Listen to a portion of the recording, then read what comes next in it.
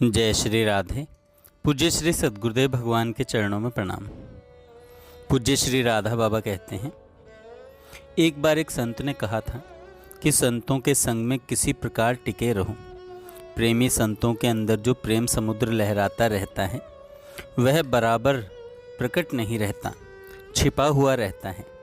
किसी दिन उसमें उफान आया, तुम पास में रहे और तुम पर एक छींटा भी पड़ गया कि उसी क्षण बिना किसी परिश्रम के भगवत प्रेम प्राप्त करके कृतार्थ हो जाओगे।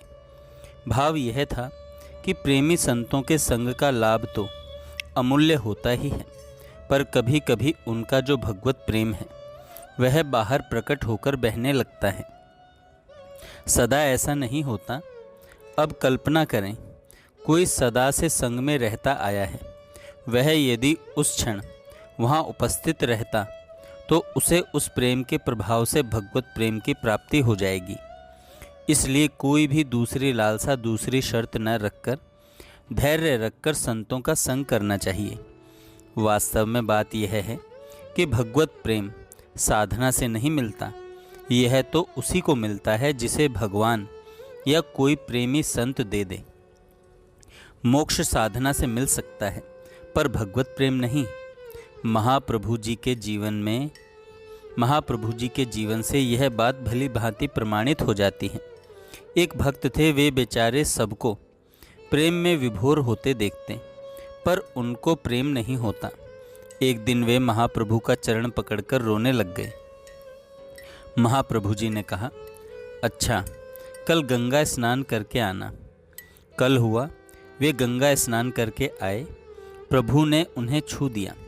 उसी क्षण वे भगवान के प्रेमावेश से मूर्छित होकर गिर पड़े।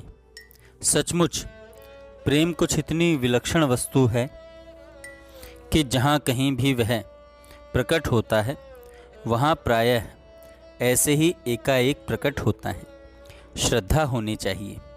पद्म पुराण में एक कथा आती है। एक राजकुमार था, उसके मन में आया कैसे भजन होता है, श्याम सुंदर का प्रेम क्या वस्तु है, किससे जाकर पूछूं, कौन बताए। इसी चिंता में वह सो गया। उसके घर में एक ठाकुर जी का विग्रह था। उन्हीं के विग्रह के संबंध में स्वप्न आरंभ हुआ। स्वप्न में उसने देखा कि वह विग्रह श्री राधा कृष्ण के रूप में बदल गया। वहाँ उसे साक्षात श्री राधा कृष्ण दिखने लगे, सखियाँ भी दिखने लगी। फिर श्री कृष्ण अपनी बाईं ओर बैठी हुई एक सखी से कहते हैं, प्रिय, इसे अपने समान बना लो। वह गोपी आज्ञा पाकर आई, राजकुमार के पास खड़ी हो गई तथा अभेद भाव से राजकुमार का चिंतन करने लगी।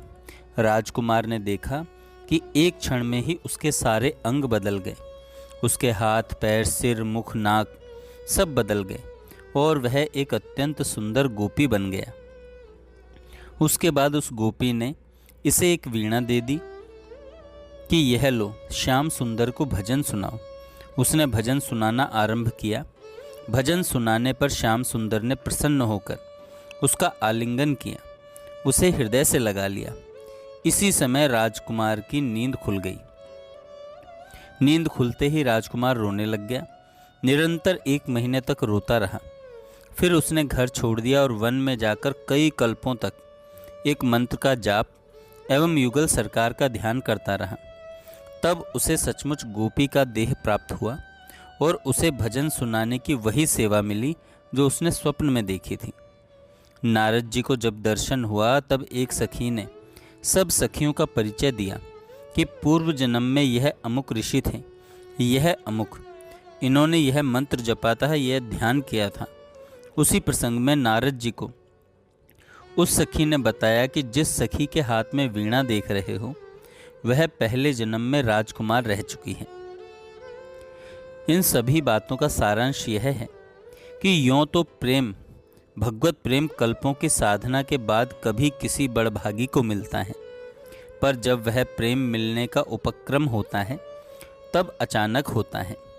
उसके लिए कोई साधना है, प्रेम मिल ही जाएगा यह कहना नहीं बनता।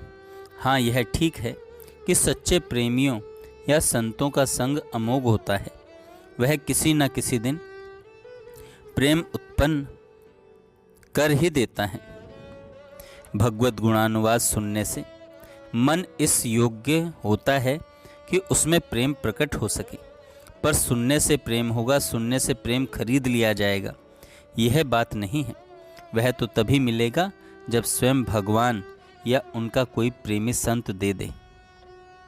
जय श्री राधे।